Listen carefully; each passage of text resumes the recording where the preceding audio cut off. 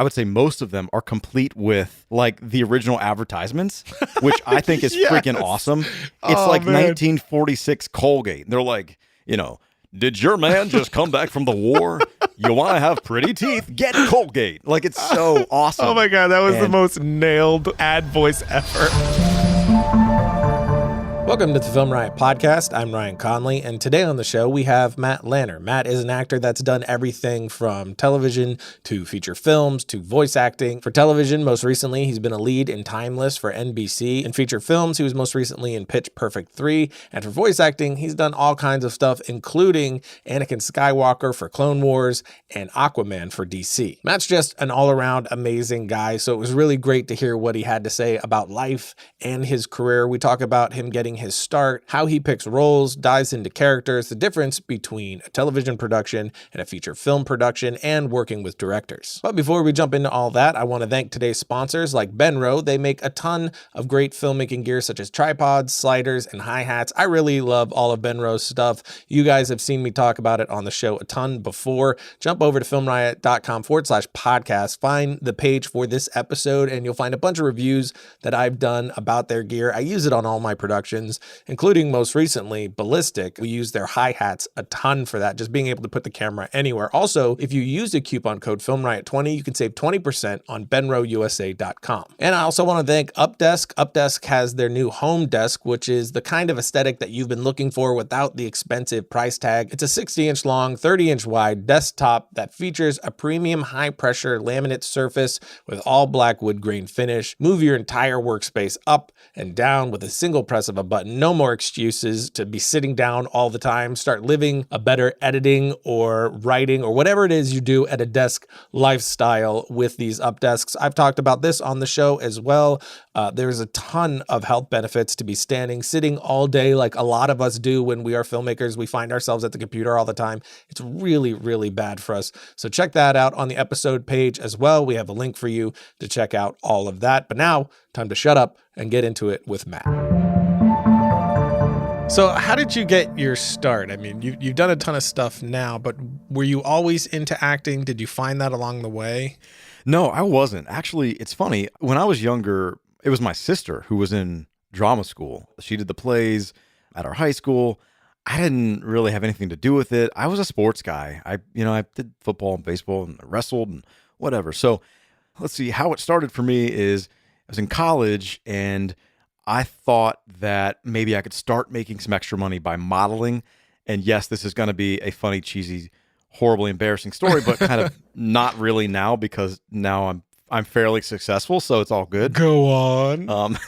So what happened was I saw an ad in the newspaper about some open call for a modeling TV show that was for men that took place in LA. And I was like, okay, yeah, why not? And by the way, by this point, I was not a model. I think I had one photo shoot with like a friend with a camera. So like I'd never done anything. This is totally foreign territory to me.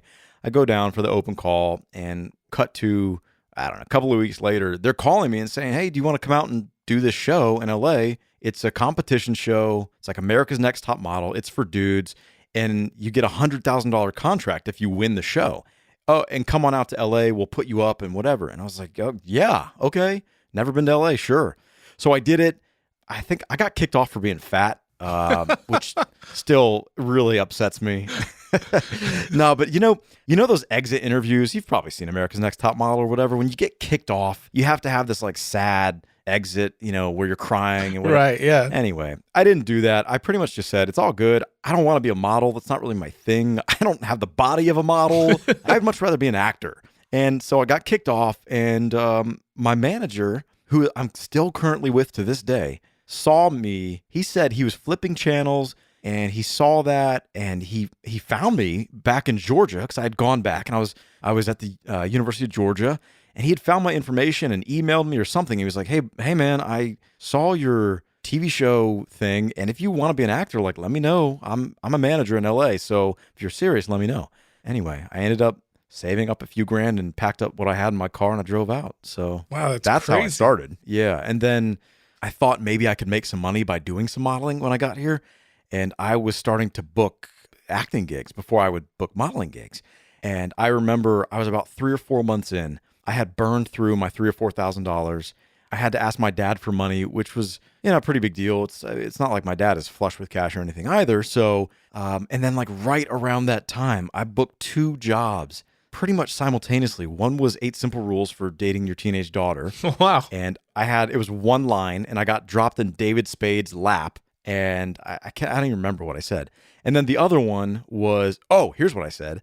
I was making out with some girl, and I got dropped in his lap for something. It was some big party, and he goes, "Get a room." And my one line was, "We did," because it was at a hotel party.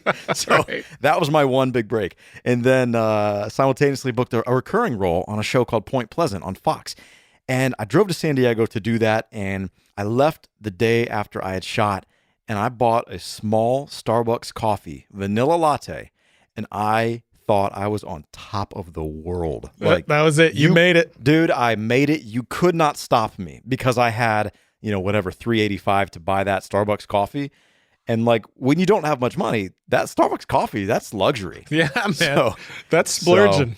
So that was my start. And then I've been so lucky or, blessed. A lot of people call it different things, I guess, but I've been blessed. And I've not stopped working really since that. And that was 2005. And within about 6 months of being in LA, I was on a show with Gina Davis on ABC as a series regular. That's playing insane. her son. And yeah, it just doesn't happen to people. And it's been amazingly fun. Yeah, that's incredible. Well, what was the time span between that latte and your first trip to LA? Like, when did you first go out to LA when the manager called you? I first went to LA. I drove out December 31st because I remember the ball, was dropping or whatever. And I was like just sleeping on my living room floor because I had an apartment set up that I was coming to, but no furniture, obviously. Of course. So I remember sleeping like on my floor with nothing. And I remember thinking, the ball's dropping. Oh, well, So it was December 31st of 2004. And probably within about 6 months, I had been cast on the ABC show. Did you do any like short films or like super low budget films along the way? So when I had gone back to Georgia from doing that little reality show, I really started to kind of get the sense that maybe this is something that I could dabble in. And I went to be an extra on a show called Bobby Jones' Stroke of Genius. It was a movie. It was Jim Caviezel. It's a period golf movie. It was shooting in Atlanta. And I went down to be an extra on that. And when I got down there, I saw all the cameras and all the lights. And that's when it turned for me like, oh my gosh, maybe I could actually do this like as a job. Yeah. Because I had never thought of film and TV like that before. I think like a lot of us in middle America, we look at film and TV and it's, at least for me, it's magic. Yeah, a little magical, a little unobtainable. Doesn't it actually exist? Yeah, I would have never, ever thought that someone like myself is actually behind putting that on the TV or behind putting that on the screen. Like I went through a phase of watching Jurassic Park every day, I think when I was in 6th grade or 7th grade. Now we're talking. So now you're speaking my language. Yeah, it's it's probably one of my favorites. And whenever I do interviews, I always say Jurassic Park is like probably one of my biggest inspirations for becoming an actor. Yep. Because we just became best friends. It's totally cool. Yes. Because it's movies like that really just, that's the magic. That's the magic of movie making. Just completely sends you to another place, that doesn't actually exist, but you totally believe exists during that period of time you're sitting there watching it. Absolutely. So it's movies like that. It's movies like Indiana Jones. That's like the reason I became an actor. And so I remember though, when I was going through that phase, watching that movie, I really enjoyed the DVD extras when I was younger. I would love watching those as much as I would the film. But I just never thought that that's something that I could ever be a part of. I just liked the behind the scenes peek at what was going on. I guess it's in my personality because when I was growing up, I always wanted to work for NASA. I didn't want to be an astronaut. I just wanted to work for NASA because I wanted to know all the behind the scenes of it. And so I think when I got there and I was doing that extra stuff with Bobby Jones, that's when it really clicked for me. And I was like, oh, dude, this is so cool. And that's how it started. So I started taking some acting classes in Atlanta at the Alliance Theater. And then, cut to what we already talked about. So that's how it started. And then, of course, I took more acting classes and stuff when I came out here and blah, blah, blah. But have you done any theater?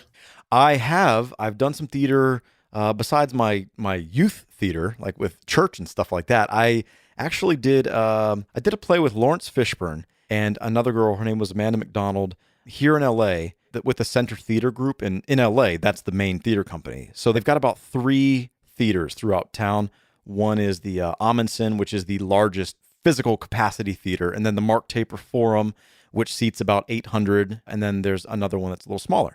So I did this play with Lawrence Fishburne in the Mark Taper Forum, and that was my first experience at a real play, and it was so freaking scary. I could never do that. Oh my God. It was, and acting on the planks, as they say, with Lawrence Fishburne, who is such an actor that has so much gravity to everything that he does, and just so much weight, and he's so like authoritative without even trying to be. It was really scary. Yeah.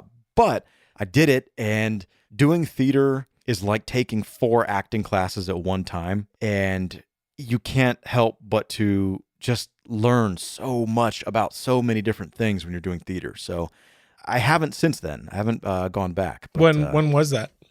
Oh man, that was like maybe 2008 maybe? I can't even remember. 2007 or 2008. It was roughly the same time I did a recurring role on Heroes. You remember that show? Oh, of course. Yeah. And that was the first season I did that. So somewhere right in there, I don't know. Man, I just have so much respect for actors for what they do in front of the camera, but in front of a live audience night after night, that's even another level up. That's just crazy. And you're saying like it's like 4 acting classes in one. So is that something that you would tell any, up and coming actors, like you need to be and do something in the theater? Absolutely. I think that I like acting classes for a lot of reasons, but I'm not one of those people that's like acting class, acting class, acting class. Because for me, I think my experience and my growth has come from doing it, repetition, and just keeping my ears and my eyes open on set. I've learned so much, and also watching other actors.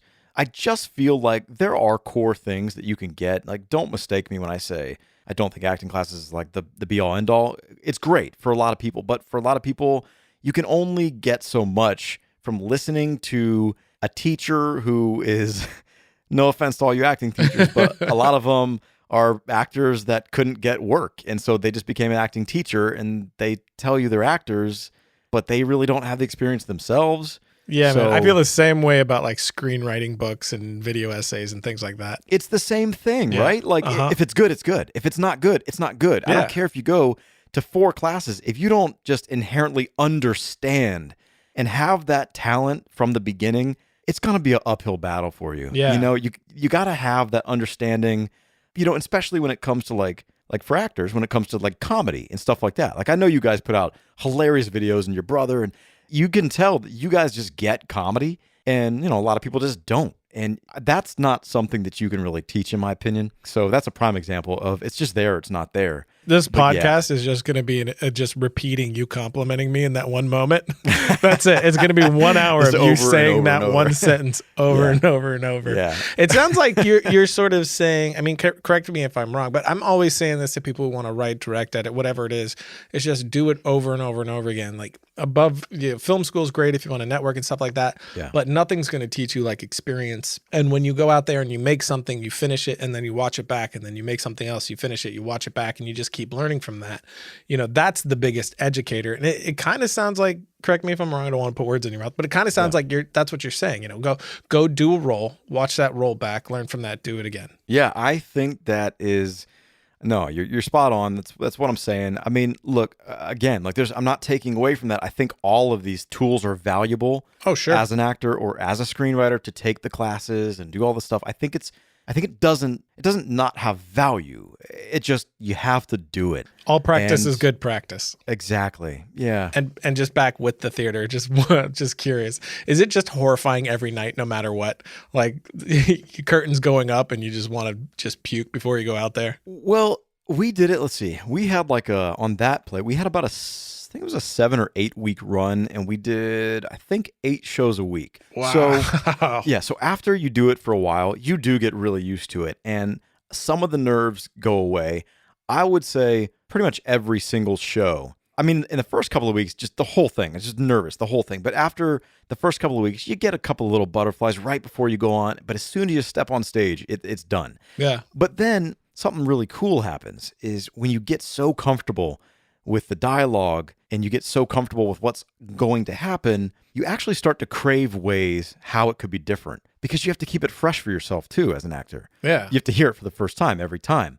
And so I remember I used to start hoping like little things would go wrong or like little things would happen. And I don't mean like the stage falling apart. I just mean like little things, like specifically No one dying. Yeah. None of that crazy stuff. I mean, although it could be worth the price of admission, but it would get buzz. It would get buzz, and that's really what this whole town's about is appearances. I remember specifically one time we had some kind of scene where I was in the kitchen of an apartment with Lawrence Fishburne, and he was handing me a bottle of soda or something like that. And what was supposed to happen is I take the bottle of soda, I open it, I take a swig, I set it down, I move on with the conversation into the living room. Well, what happened was somehow the soda had gotten agitated. He handed it to me, I opened it, and the bottle burst all over the place. I mean, you could have seen it from the back row. I mean, it was like a shaken up 2-liter bottle. It was just everywhere. So we had to deal with this burst soda within our dialogue and within our blocking and what we had to do and how we had to carry on with the scene. So it was really fun because while we're doing the scene, we're both like cleaning up the soda with rags that we had there, but still staying in the character of like this argument that was happening. And, it was a really unique experience. Yeah. And I remember there were certain days where we would be backstage, in our dressing room, and Lawrence would come out and, peek in my door, and he would say, "Hey, I'm going to throw you a curveball out there." He said, "I want you to hit it." I was like, "Oh my God, what does that mean? What does that mean?" Lawrence, no. Yeah. No, you were in the Matrix. I have no idea what you're talking about. But what he was essentially saying is I'm going to do some crazy stuff and I want you to handle it, and let's keep it fresh and keep it fun for ourselves. That's what he was saying. I got a hand to, I could never do that. It would just be throw up every night. That's pretty much it. Well, you would learn how to clean it up within the scene, I guess. There you go. That's the curveball. Every night before I went on in my dressing room, I would listen to like this Zen music and I would do push-ups to try to expel the nervous energy, which never worked. I don't know why I continued to do it every day, but that's what I would do. Yeah, that's great. Moving backward again with just auditions, I'm sure you just had to do a ridiculous amount of auditions starting up. What's your experience there as far as auditions go, as far as like, the good and the bad? I'm sure you have a ton of experience and advice that you could give from, for actors as far as what to expect when to go in, maybe do's and don'ts, any experiences you might have had there, and people that might be on the lower end budget of things that are now doing auditions and, how to best handle it, because I have seen it handled pretty poorly that makes, actors very uncomfortable or just doesn't, yield the best moment right there. Cause you're trying to pull the best out of them to see if they'll fit the role. So, what sort of experiences have you had there, the good and the bad? I have, like you said, I've been on, I don't even know, hundreds, feels like thousands of auditions. I've had the gamut. As far as like good things and bad things, I've had guys like Oliver Stone in the room with me who did not even look at me as I was auditioning. Oh, that's rough. Yeah. And I've had people who sit there and talk to me for 20 minutes and are laughing and having a good time and are so, so warm that it makes you just want to like adopt them as parents. Like I've had all things. I've had people to be so intimidating that they just make me do the scene over and over and over, and you can tell that like it's not because they like what you're doing, it's because they're so frustrated with you, or like they're frustrated with their day and so they're taking it out on you. I've had that before. Oof. I've had auditions where I've heard casting directors cussing out their assistants, and then I walk into that room and that same energy is given back to me, and I know that audition's not gonna go well for me because of their mood. Yeah. I've had everything. So I think in a very broad general sense, firstly, I don't even think I have to say it. You have to be prepared for rejection over and over and over and over and over and over and over and over and over. And I can't say that enough because you're going to get rejected so many times. So know that if you want to be an actor, not to put a damper on things, but it's true. Yeah, it's just true. It's true. Somehow, some way, you have to go in with the mindset that they are looking for you. They need you, right? Because the casting director, they are screaming for someone to come in and knock it out of the park. Yeah, just be great. This is the one. Yeah, they want that. They don't want you to fail. Like everything about them wants you to be the guy because it makes them happy, it makes them feel good, and it makes them look good to their producers. So they're rooting for you. That's what you got to know. I know it doesn't feel like it a lot of times, and I think even to this day I'll go in rooms and it just feels cold and like and I'm not going to lie, sometimes you'll go in and they already have their choice and you don't know it, or they have offers out to a bigger name and you don't even know it. But you just have to go in with that you're going to bring something unique. I think you also have to remember no one's going to do you like you. Yeah, you're doing a character, but no one might say, 17 the way that you're going to say 17. It just, you have to realize that you have a uniqueness, and you also have to have the confidence that sometimes it's not about your acting. It's not about how good or bad you are. Sometimes you're just not inherently the character. Yeah. And I really learned that once I started getting on the other side of the camera, and, I had already been cast for something, or I was chemistry reading and I had already had the job, and I started reading with other actors, and I started hearing the behind the scenes conversation when actors would leave the room, or I saw it right in front of me. They would walk out, like a female lead that I'm chemistry reading with, she'd walk out and we'd all go, wow, she was really great. She's not really the girl though, is she? And you say, okay, moving on. So like, especially when it gets down to a selection process of when you've got a handful of guys or whatever, they're all good. They're all going to do the job pretty well. But sometimes you're not the guy. You're not the guy on the page. There's nothing you can do about it. You're just not. That's when things got a little easier for me and a little easier to deal with mentally, as far as rejection. Gosh, yeah. I mean, I don't even know what other advice to give. No, I mean, that's great. I mean, it lines up, like a lot of the stuff that you're saying, even from the acting world, lines up exactly into, my world of, writing, directing. It's just sometimes you pitch and you're just not the right point of view for the story they're trying to tell. Or, I've had pitch meetings where, not trying to perform, a role, but I'm pitching an idea and having sort of the same experiences that you're talking about. And the best bit of advice I was ever given by another director friend of mine is pretty much exactly what you said. You got to go into that room realizing that, they need you, not the other way around. Yeah. So it lines up so much. Absolutely. I know a small amount of that. I've got a couple of scripts that I wrote with some friends, and we've pitched it to a couple of networks. There's a kids program that we wrote, and we think it's really fun. It's really cute and whatever. It's kind of in the Disney, Hannah Montana, Sweet Life of Zach and Cody. That's the kind of style. Oh, yeah. Okay. And, we've gone into rooms and everyone's like, yeah, it's a really cute script, but like, what's the X factor? Like, are these kids, like, are they musicians in their off time? And we're like, no, they're not.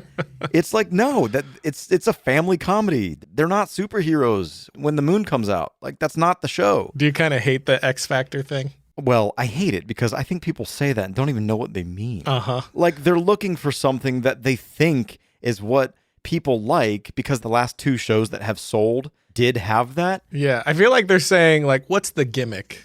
Yeah, exactly. They're like, yeah, exactly. Yeah. Do you remember the show? It was a long time ago. I think it was on Nickelodeon or Disney. It was called like, was it Alex Mack, where she turns into a puddle of mercury and goes under the she was Capri Sun. Yeah, like they're all looking for something like that, and sometimes everyone is not Alex Mack, yeah, or whatever her name was. So I mean, sometimes it's just the general tone or tempo of a thing that makes it special, or the honesty of a thing that makes it special. Yeah, or it's just sometimes in your characters. Sometimes great story and a great show comes out of your character interaction. Yeah. And how interesting or wacky or whatever they are. They don't all have to be superheroes to be fun to watch. Absolutely. But whatever. Hey, I don't make those decisions. I wish I did because you and me both. yeah. But unfortunately, there's a whole business side of things too that we can't escape. Absolutely. You know what I mean? That jumps to how you choose your projects, like Timeless or Pitch Perfect. How do you go about deciding, yes, I want to dedicate my time and talents to this thing? Usually it's to the ones that are going to pay me. I love that answer. I mean, definitely at first it was like that, but obviously as the years go on and, my resume builds, I have more options and choices recently. And it's actually still changing to this day because now with my daughter, that has to be a priority in my life. So things are different and the things that I need, I have different requirements as far as whatever. It might be time that I'm shooting or hours a day or whatever it is. I would say that I look for, first and foremost, a character that I like. I like fun characters. This is all going to sound so cliche, but I like, like a strong character. I love when characters have sort of the ability to have some wit and charm and banter about them. I really love playing that stuff. The Indiana Jones style of a thing. Yeah, exactly. Or, I know that you watch the Clone Wars, like the Anakin Ahsoka stuff or Anakin Obi-Wan stuff, Uh-huh. And then, I don't know, I guess also there could be a project where maybe the character isn't exactly what I would write for myself, but it's working with amazing people. So sometimes it's more about that, and just getting to work with, some amazing producers or writers or directors means a whole lot to me, because I would love to have a relationship in the future with them, and because just to be able to work with them is such an honor. So yeah, I mean, currently that's what I'm doing. The Timeless thing was really cool. I actually, a couple of years ago when that happened, there was another pilot that was coming out that year, which is on TV, but I'm not going to say the title because I hate when actors do this to each other. But it was kind of between that role and Timeless for me. And creatively, the Timeless script was awesome. It felt like Indiana Jones. It felt like this amazing action adventure. As an actor, I would get to play basically a new character every single episode, new costumes, new character. And for those that haven't seen it, it's a time travel show, and we travel back in time and meet historical figures, and it's super fun. So that for me was a huge thrill. Also, our creators, Sean Ryan and Eric Kripke. Sean Ryan, I had worked with him on a pilot in the past, and he's super talented producer, been around. Eric Kripke as well. Supernatural created that, Revolution.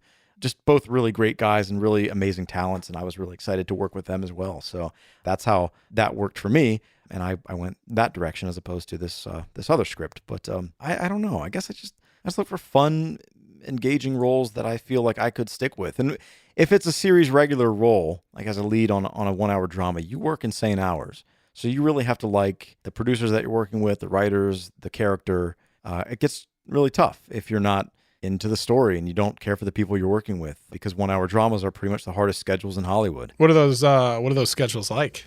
As a lead on a 1-hour drama, we take about anywhere from 8 to 10 days to shoot an episode.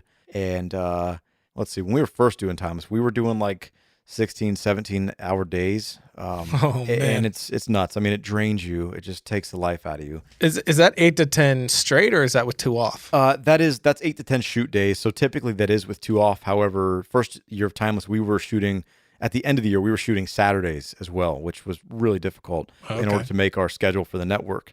So it was tough. But then there was a mandate that kind of came down from the studios. I think it was about a year ago. They were trying to cap the shoot day at 14 hours. And there's actually a big thing going on still right now with actors and SAG and a lot of people really protesting the long hours, because it becomes unsafe at some point for actors. Yeah, sure. We would show up, in a foreign city that we're shooting in the rain. We don't know the streets. It's dark. And then we work 15 hours and then we drive ourselves home. Like, it's kind of crazy. It becomes a liability thing. So there's a lot of people fighting that right now in the town, and how days should be capped at 12. I've actually heard incredible stories about Clint Eastwood movies and how I think he shoots like maximum of like 10 hours, I think. And usually he's got 8-hour shoot days, which is a dream. Yeah, I keep hearing how efficient he is. I would love to experience that, but yeah. So it's tough. It's a tough schedule, and for writers, from what I understand, it's an easier schedule. It's you go in at 8 or 9 a.m. and you're kind of off at 5 or 6 a.m. I'm sorry, not a.m. I'm p.m. Yeah. I was gonna say that's not better. Super easy. It's like 19 hours, all good. I don't know what they're complaining about. Right. So from what I understand, they've got a pretty normal, typical day, an office day. And then from what I hear, because I've not been a regular on a 3-camera comedy, it's a flip schedule. The actors will come in, on a Monday, Tuesday, Wednesday and do short read-throughs.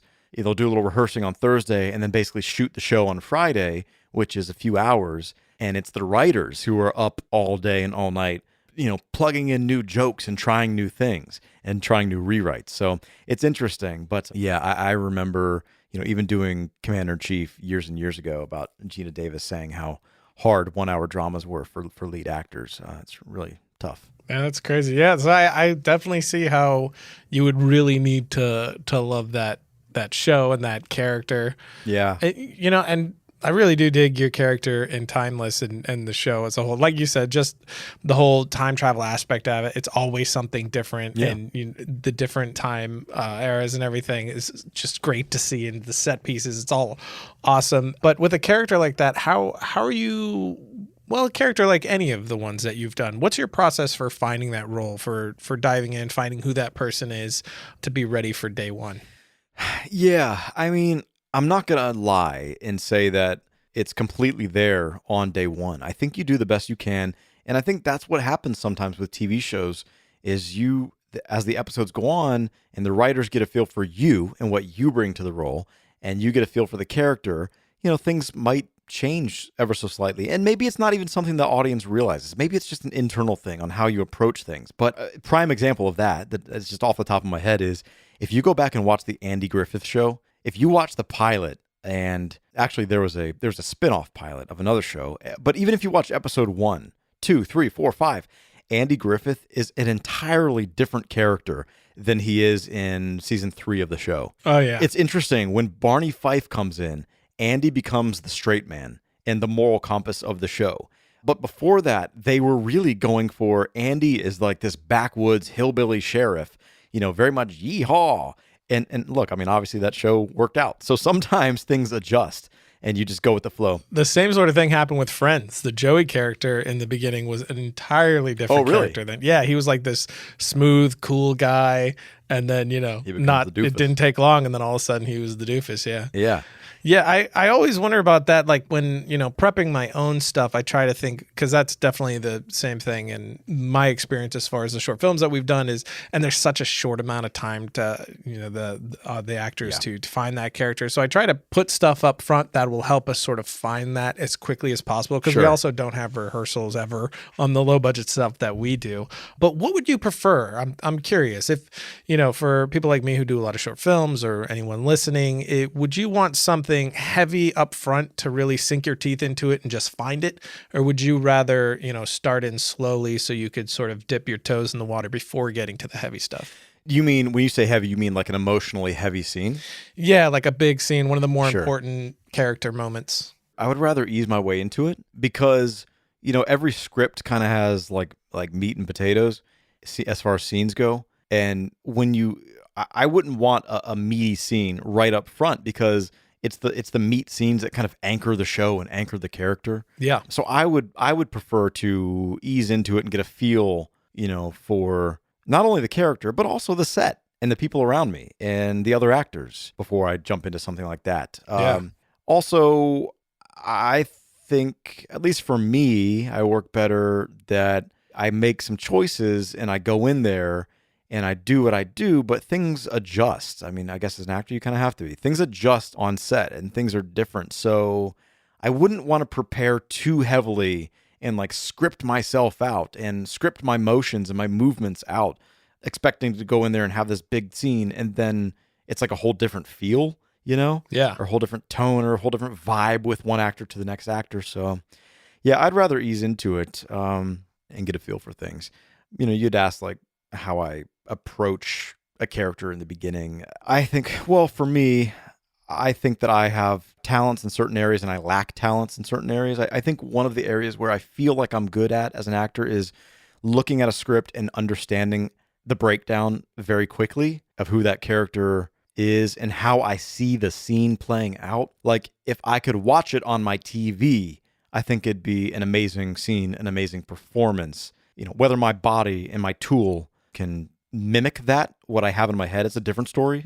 Right. So, but like memorization is a talent that I lack as an actor. And a lot of people are like Flip, they need so much time with the script to break it down and like understand what's going on and understand what they're saying. But they know it, like they know the scene, but I'm the opposite. So I feel like in a lot of ways that works to my advantage. I can do a read through and I feel like I really know how I want to play that scene. And of course, that can all change with the director or whatever, or the things that I was talking about. You go on and it just vibes out totally different than what you thought. Yeah. But I think for the most part, especially when you're working on TV, and maybe that's where I feel like that talent comes from, is I have acquired that because I've been working in TV quite a long time now, and you don't have a lot of time. There's really not a lot of time to break down a scene. with TV. I mean, sometimes we get scenes, sometimes the day of. Oh, wow.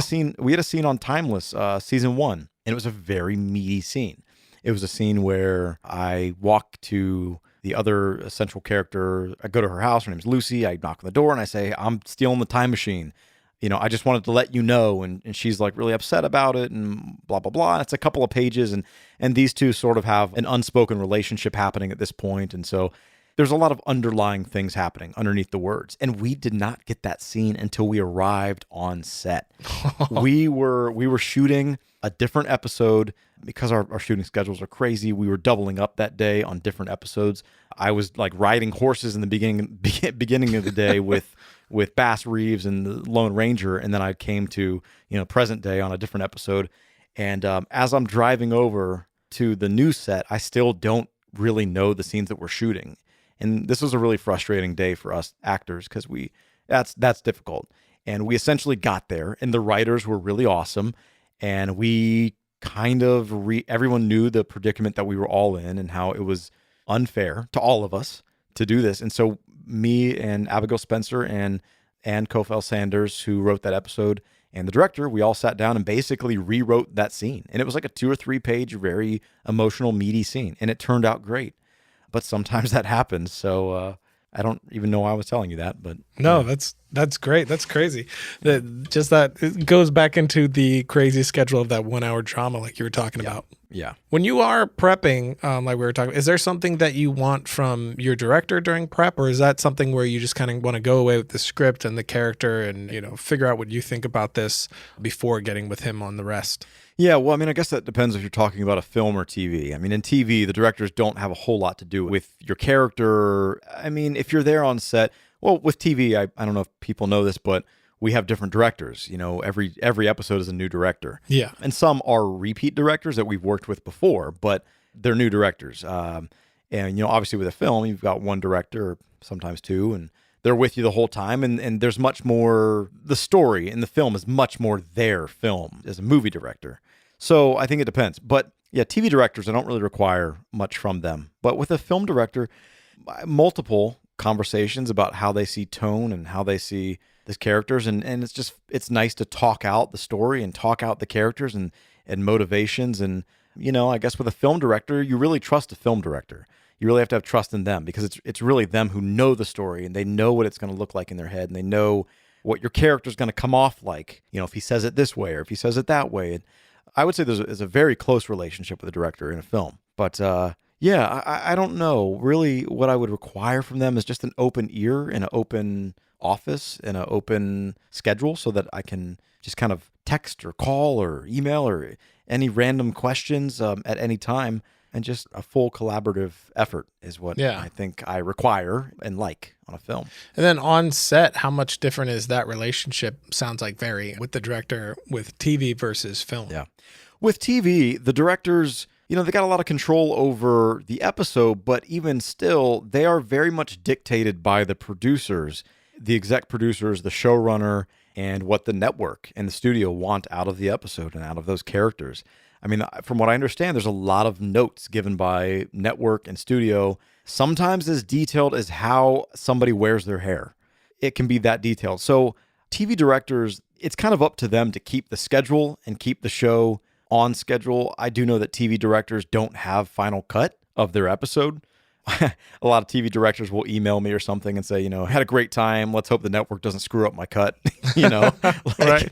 But yeah, also with TV, the actors take a lot more ownership over their own characters than they even would in film. I mean, because in film, a director really knows that character in and out too. But with TV, when you've got a director coming in and out, you know your character way more than a TV director knows your character. And they might have seen episodes, and they probably have, but at the same time, you're really the keeper of your character. And if there's something that the director's wanting you to do and it doesn't feel right in TV, you really stand up for it. And you really say, like, I don't think so. My character's not going to do that. I've been living with this guy for 3 years now, and he's not going to say that. He's not going to do that. So you have a lot more ownership as an actor over your character in TV with them. But yeah, it's fun because we will get repeat directors, and it's their job to keep the set fun and light and moving and on time. And and all that good stuff. So, Well, shifting then to film, which is more my world, with your relationship with the director. What sort of relationship do you like to have with them? How do you like to work? How do you like them to work with you as far as on a film set? On a film set, I would say, well, any director, I like to just do it. I like to just do it and then get notes afterwards. I don't like to talk too much about the character when we're on set and how, like, specifically I should be saying this or doing this way or whatever. It's great to talk about it in prep, but once we're on set, I want my space. I want my time. Let me do it. Let me just get it out. Let me do what I made the choices to do. Yeah, interpret it. Yeah, and then from there, if you're not liking things, then let's play. Let's adjust. And I'm totally open to that. Some actors are not. Some actors, some notes are like, I mean, I've seen a lot of things, but someone will give a note and the actor just completely fights everything about the note. Yeah. And sometimes you just have to, like, whether maybe the note is right or wrong, maybe how the director is saying the note, maybe you're not interpreting it how they're saying it or how they're seeing it. So what I think it's best to just try it. I think it's best to play and try it and see what happens. And if it's horrible, then, it doesn't have to be. However, there is a small caveat to that, which is if you do it and you put it on camera, it might be used. It might be used. Yeah. So there's a little bit of give and take with it, but in general, I like film to be a collaborative effort, and I really like to trust the director. And do you like rehearsals? I do like rehearsals. I don't like a ton of rehearsals because I like to be somewhat spontaneous. I also think sometimes things that make a scene great are not things that you really can rehearse. Yeah. Sometimes you can, but like sometimes on the day you're on the real set and you've got a prop. For example, was it the De Niro movie Bull, right? The boxing movie? Oh, Raging Bull. Oh, Raging Bull. Yeah. Was there a scene, I feel like I've seen De Niro talk about this, where he was at the dinner table and he picked up a ketchup bottle. And the way that he pounded on the ketchup bottle was just sort of a unique thing. And I actually saw him on some sort of an actor's interview, and they were asking him about the way that he was pounding on the bottle to get the ketchup out. And, the whole point is just that things happen, things that can really color a performance or really color a scene sometimes can't happen until the day of, and until you're there in the chair or on the set and dealing with the props and everything about it, Yeah, those little surprising moments, those moments of truth, really. Yes, exactly. And I feel like sometimes if you rehearse too much, sometimes you get in a rut of doing something the same way, or saying something the same way. And I think that a lot of times a performance is also crafted in the editing room. I mean, not to like take away from actors, but I mean, let's face it, like editing can really be your best friend too. So I think that the more that you play and you can just give different performances from take to take, I typically leave set feeling good if I've given them several takes that I feel like are strong in that commitment, in that choice. Give them the best and the most organic take and do something different. And I think that's where things really can be magical too. Yeah, I'm always a fan of variety, of just trying different things. Yeah. I heard that Spielberg will often, he'll do just like last take or something. He'll just ask them to go through it as fast as they possibly can. Really? Yeah, That's I thought that was really interesting. Yeah, I tried it on my last one, and I actually used stuff from it. There you go. Yeah. I mean, I have gotten the note before, and just like, all right, we got it. We can move on, or we've got about 10 minutes here. You guys want to do another one? And I love that because it's like, all right, we're good, unless they're just lying, I'm like, which is also a tactic, I'm sure. Yeah, like it's been horrible and they want you to let go, but that's fun too, where they're just like, we got it, we're good. But do you guys want to play for a second? And I'm like, yeah, let's play. If it sucks, it sucks. Just finding those surprising things. Yeah, totally agree. And sometimes, you might think something is a little weird or like it's just odd, but just like you're saying, sometimes it's those little odd things that make a character real. Because I think as a viewer, you watch that and you go, that's not writing. That's the character being weird. Yeah, because I do write all my stuff as well. And, you're writing this greater whole and you're directing this greater whole and you're thinking about all of it and you're thinking about the scene and the character, but how it pertains to the scene before it and the scene after it. But then the wrapper as, the entirety. And, that's why I was saying before, like I have so much respect for actors and I love them so much because they're the ones that come in and wrap skin around that thing that was originally just words. Yeah. And now it breathes in ways that I never thought of. I always think of it as when you have good writing, you have the painting. The painting is there. But I think of it as an actor, it's my job to come in and color it. Yeah. And color the painting. And, other actors might color it one way, but it's my job to add that depth and that life and the color to it. So that's always like in my head as far as like a physical representation of what's happening. And your relationship with the director, as far as, say you're in a moment, more of an emotional moment, maybe a heightened emotion. What is something that maybe is frustrating to you from a director, or something that is really helpful to you in those moments? Something that is frustrating. Like something not helpful. Because I mean, we're always trying to be helpful, but I've even seen it in my actors' eyes when I'm doing something that, this is not helpful to them, and I have to shift gears. You know what I mean? Yeah. I think it's not helpful when a director tries to truthfully, this doesn't happen too often at our level because everybody's professional and everyone kind of knows, but I don't think it's helpful if someone tries to do the line for you. Yeah, line read. Or give you a line read, or tries to explain it to death, because at the end of the day, you as an actor, and sometimes people will be like, just try it, just say it. But that doesn't work, because you have to understand why you're saying that. Like, you have to know your motivations. And I feel like sometimes people can get frustrated for multiple reasons. Maybe it's time constraint. Maybe it's something. And they're like, just say the word, just say the line. And it doesn't work like that, because it's going to come off so false. Another thing that maybe is frustrating to me is something that could be super subtle that you're doing, and a director's sort of missing it because they're too caught up in something that's happening in the background. Maybe they're trying to get a dog to cross frame Right. or something. You know what I mean? Like, the attention Yeah. is not completely on what's happening behind your eyes. Or if it's at a different angle and it's like a 50-50, right? And they're saying, it's really not like the depth isn't there. I need you to be more. And my thoughts are kind of like, well, bring the camera around. Bring the camera around and you'll see it. But don't think that I'm not doing it, and maybe sometimes it's not playing. I don't know. But, if you're going to give me notes about super, super subtle emotions that are happening, don't give it to me on the back of my head. Don't give me the note when it's like a 50-50 and you can't really even see my eyes, Right. So stuff like that. What about really helpful stuff? And I'm 100% with you on the line read, even as, obviously I'm not an actor, but as a director, early on, when I was super green, I would do that every now and again. But you're dealing with really amateur actors, Sure. sometimes just friends who aren't actors. But later on, I just really hated giving line reads, even when I've had a lot of actors be like, well, just say it how you want me to say it. There's been plenty of actors, a shocking amount of actors who have said that to me. But even when they want it, I hate doing it because I'm not an actor and I hear it in my head. But the second my mouth tries to replicate what's in my brain, it sounds so wrong. So every time without fail, I'm like, okay, not that. Ignore what I just did. So it's just so unhelpful. Yeah, it's exactly what I'm talking about. When I was saying sometimes my body doesn't interpret that how my mind sees it. It's the same right, thing. Exactly. I mean, if an actor's asking for it, then great. And sometimes that happens. But but even in that moment, I just hate doing it because it's like that's not what I do. I'm Yeah. gonna ruin it. I'm gonna put this really horrible reading in your head. Right. Well, yeah, I don't know. I mean, I guess that also comes with the experience of the actor, knowing that, okay, you don't have to exactly repeat every single thing that you've got in that sentence, but just take what you can from that. And sometimes it helps, but I just usually much rather, what you tell me, I usually much rather talk about the emotion behind the words than, here's how you say it. Right. Because it just never works out for me. Yeah. What about something helpful? I would say the positivity and the trust in your actor.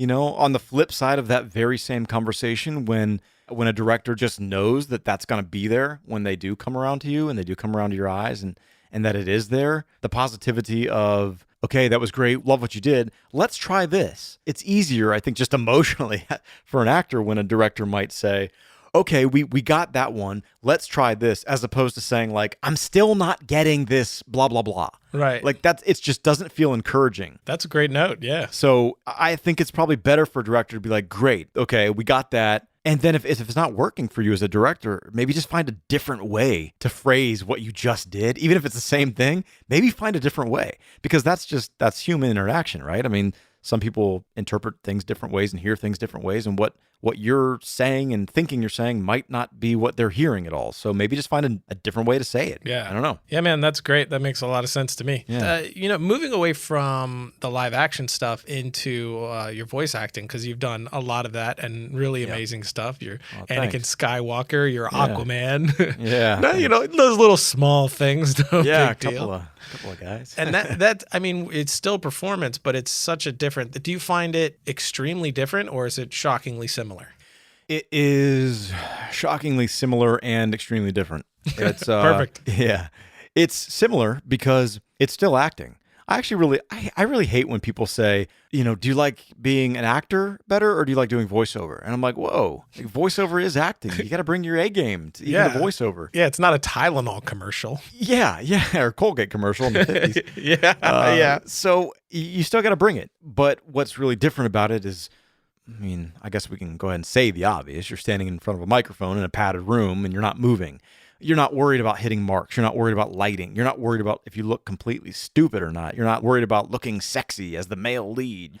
You don't have to do any of that stuff. But at the same time, you don't have a set. You don't have props. You don't have any of this stuff to help you and help, carry your emotions to the viewer. So is it like equally liberating and hindering then? Yeah. I think it's more liberating than it is hindering. Because at the same token, props and sets can be difficult for an actor, like having to mess with crap on set sometimes is frustrating. But I think it's super liberating. I have such a blast with it. I think that everybody at some point has been a voice actor in their lifetime. We all did this as kids, like in the sandbox. We all gave voices and life to figurines and dolls and whatever. Yeah, so true. It's really, voiceover is just like playing in the sandbox. It's like being a big kid and getting paid for it. You got to have super creativity, especially with gigs like Star Wars, where you're riding some prehistoric looking Star Wars universe animal and Obi-Wan is 100 feet from you also flying and you're having to yell across this big giant gaping hole and there's tension but you're still having fun and you're swashbuckling and you could die. Like there's a lot to it, Do you have something to look at during that or is this just you in the room? No, so how it works is it's just us in the script. We go in there, we read it just like a radio play. We do each scene maybe a couple of times. We'll do a scene for that project. Dave Filoni, our supervising director, who is awesome, by the way. I've really learned a lot from him, and he was kind of George's right-hand man for years with the Clone Wars. And he trusts us completely, but especially by the time we got a season or two in, he really trusts us, which was awesome. So we would do it. He would give us some notes. We might do it again or maybe 3 times, and then we'd move on. And then each episode took about 4 hours to record. And then the next time we came back to the studio, we would do pickups. Occasionally, those pickups might have animation to them because they record us and then they animate to our voices. Yeah. So a lot of times the performance that you're seeing is really dictated by the voice actor and what's happening on screen. But so then we a lot of times we'd come back and we'd pick up certain lines or whatever. And like specifically the example I was using about riding these dinosaurs and talking to Obi-Wan, there was a scene that was like that. And I remember we had to pick that scene up because I wasn't projecting loudly enough because when the animation came back, it turns out that they were very far apart and I wasn't loud enough. I should say we weren't loud enough. We played it as if we were like 10 feet apart and it was much further distance. So sometimes things like that happen. And then we do see like small kind of half-done drawings, like animatics and things like that. And sometimes we have to loop those. And occasionally we'll have like a full episode almost done that you have to loop, which we do that in TV and film also, ADR. So, yeah. Are you performing these things with the other actors in the room or is it just you or it depends? So it depends. Sometimes it's different. I've done several projects where it is just me in the room and I literally have never met any of my co-stars until the premiere. I did that for Aquaman and I did another Disney movie called Tinkerbell Secret of the Wings, I think it was, and never met any of the other actors. It was just me in a booth. But then with Star Wars and Spider-Man, Ultimate Spider-Man, we always got together for a group record, and we read it like a radio play. That's We awesome. would just, there would be 5 people on the mic at one time, or we each have our own microphone, but we'd all be in a big room and we would just go through the scene. So you can really, really play off the other actor, which is great. When you don't have that, what happens then? Do you just have the director reading the lines with you? Yeah. You have the director reading the line on the other side of the glass, and you'll pretty much. Sometimes you go through the scene, and then oftentimes they'll go back and they'll just pick up like line by line, and you'll just say it a few different ways. That's another thing to kind of circle back into, just trying new things on camera. The same thing works for voiceover too. Sometimes if you have a singular line, or you're not in a scene that requires an emotional back and forth or something with another actor, they'll just say, okay, give me 3. Or you can say it, and you've got one line, and you'll just say, hey, to the sound engineer, keep the mic open, I'm going to give you 3. And you do different reads. So you say, yeah, and you just give them different stuff and see what happens. And then they have the choices. And do you find the characters, you find it's just the same thing as the live action stuff, just figuring out who they are and sort of getting into those shoes? Yeah, it depends on the project. Something like Star Wars that actually has significant character development, whether people know it or not, you really do. But then I've had certain auditions, which I do voiceover auditions from my own house. I have a little setup and everything. And it'll be for like Larry the Left Shoe. And like, there's not much character development there. You just go in there and you go, I'm Larry the Left Shoe, and so, what are you going to do with that? So. And do you have any dream roles, anything that you're like, I would love to play, not necessarily this specific character, but this type of character? I think it's always cool to say I'd love to be a Marvel superhero. Well, yeah. It's just, that's kind of the epitome of what we're talking about earlier. The You magic hear that, of universe? Movies. Yeah. Marvel, are you listening? Can you imagine being like the next Indiana Jones?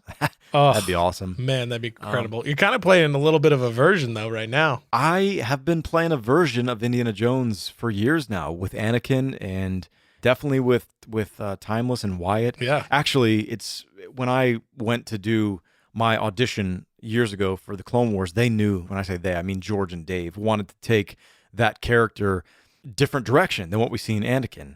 I'm assuming you've heard some people don't like the prequels.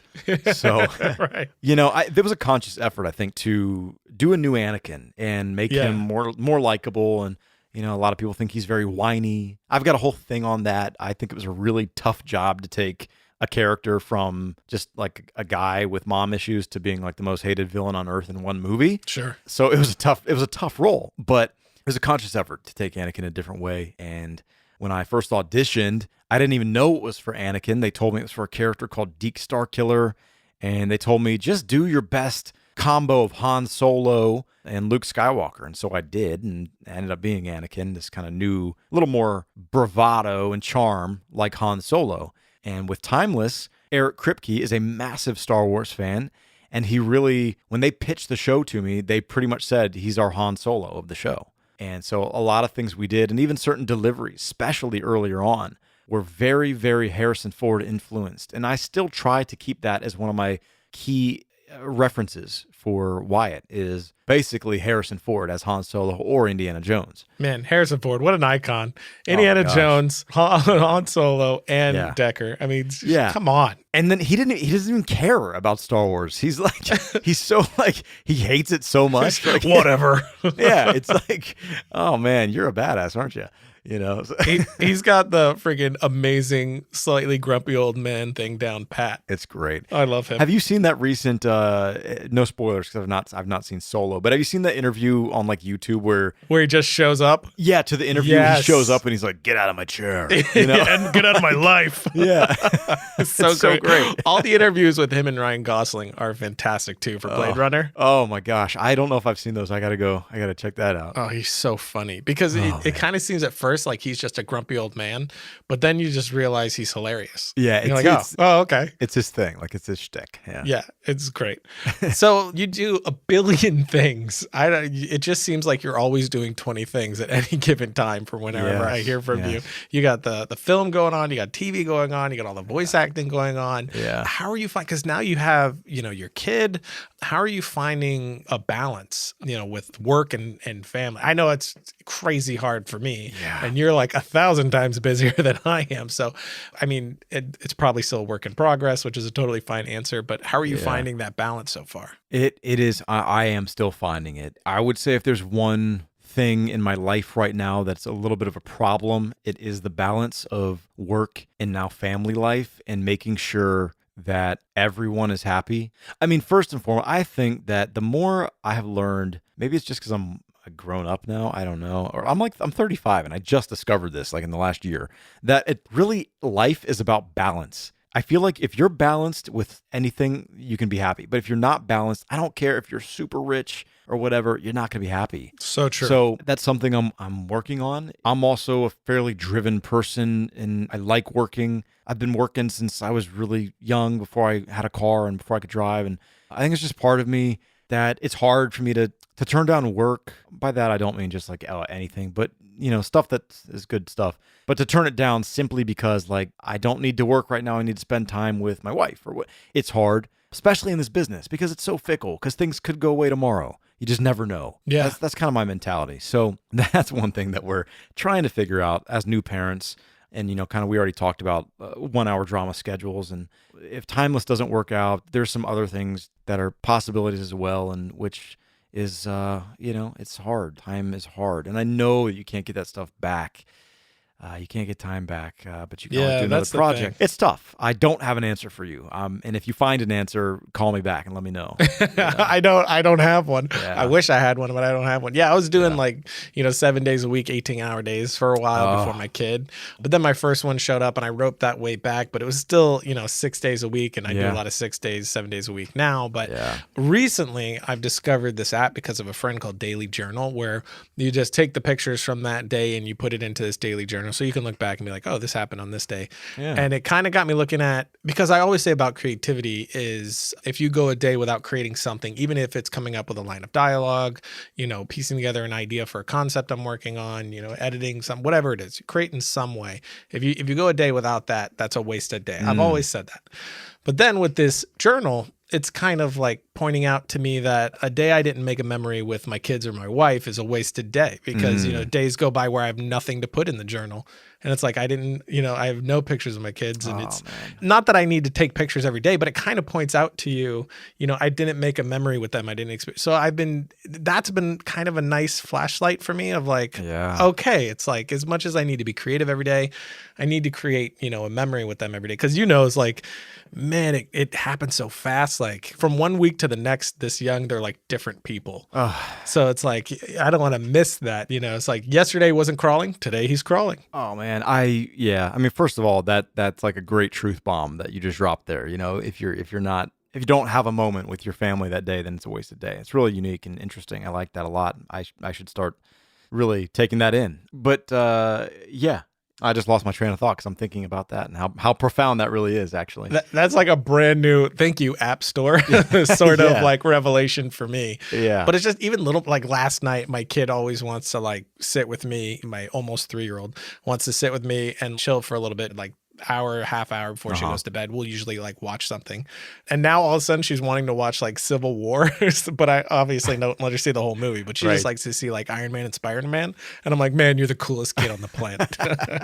That's awesome. But she's just watching it, talking about Iron Man and Spider-Man, and then just falls asleep. And it's just little moments like that where I'm just constantly trying to remind myself like this is what matters. This is what I'll never forget. And this is what I'll regret missing. Yeah. I've already, my daughter is almost 5 months old, and I've already been experiencing the excitement of what's to come, but also the sadness of what's already gone. And she's only, 5 months old.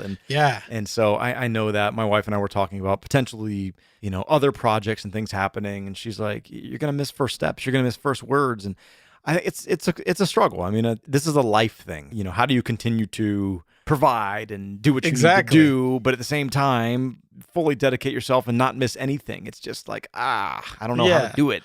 Yeah, I'm that's gonna the do it conundrum. yet. It's like you have to, take care of your family by being there, but you also have to make sure your family's taken care of. And to Right. do that, you have to leave. Yeah, So it's like this annoying, I know. crazy balancing act that I definitely haven't figured out either. I'm right with you, dude. Thanks for taking the time, man. This was great. Really appreciate it. Yeah. And looking forward to see all your new stuff, especially your new role as Aquaman coming up. Oh yeah, thanks. Thanks for, all the support. I know you guys tweet and do all that stuff, and appreciate you following along, and hey, keep up the good work on your side of things too. I think it's so great and inspirational what you guys do, and all this behind the scenes stuff for like young filmmakers and young storytellers. And I mean, I personally have learned so much from Film Riot and just everything that you guys do, and it's so cool. It's so cool to know that movie making and cinema is getting cheaper and cheaper for people out there now with DSLRs and all that, but how to utilize them and how to really bring your vision to life, even on a smaller budget, is awesome. And I just respect you guys so much for what you're doing over there. Thanks, man. I really appreciate that. Yeah. And that's it for today. Big thank you to Matt Lanter. Of course, you can find him online by going to filmriot.com/podcast. Find the episode page for this episode. And we're going to have links there for all of his social media and the podcast that he does as well. And of course, you can find me online at twitter.com/Ryan_Conley. We've also released the trailer for my new short film, BALLiSTIC. You can find that in the show notes and on the website as well. Next week, we're going to have Daniel James on the show. Daniel's a composer that has worked on feature films like Terminator Genesis, Truth or Dare for Blumhouse, video games like Call of Duty and Metal Gear Solid, and he's a frequent collaborator of mine. He's done all my short films, so we're going to be diving into all of that. And until then, don't forget to write, shoot, edit, repeat.